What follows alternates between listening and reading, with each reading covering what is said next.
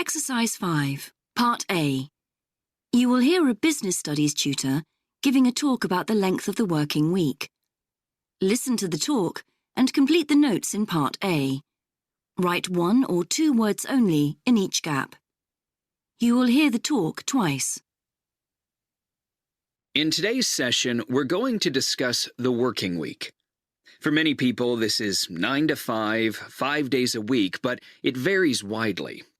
In fact, a recent survey of countries around the world found that in Germany, employees work the fewest hours, followed by Denmark, Norway, and the Netherlands.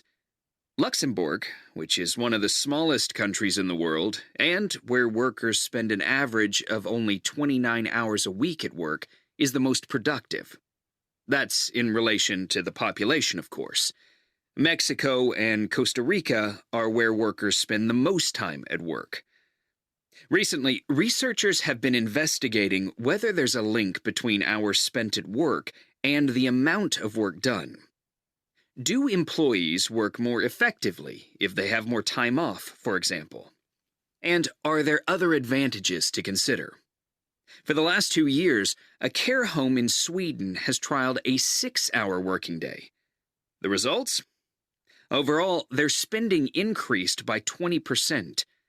However, there was a significant drop in time off because of sickness, and workers reported higher job satisfaction as well. The results are clearly mixed. A well-known technology company is also experimenting with a shorter 30-hour working week for some employees. It decided not to distinguish between these workers and their full-time colleagues in terms of the benefits they're given, for example, having a company car, but they earn 75% of the salary. It'll be interesting to see the results of this trial when they're published.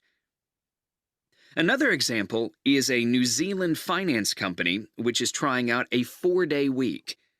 Although no statistics are available yet, workers were interviewed and have provided some interesting feedback.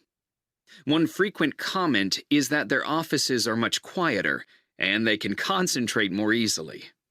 Many workers hadn't expected the amount of pressure that the reduced working week caused. However, some indicated they were reluctant about going back to the old routine and had got used to having a 3-day break each week. Another interesting point is what people are doing with their extra day off. Are they just catching up on sleep? In fact, one researcher notes that the opposite seems to be the case. People have been visiting the dentist, getting their cars fixed, doing what he refers to as life administration. In other words, all those little things that need to be done, but there never seemed to be time to fit them in before.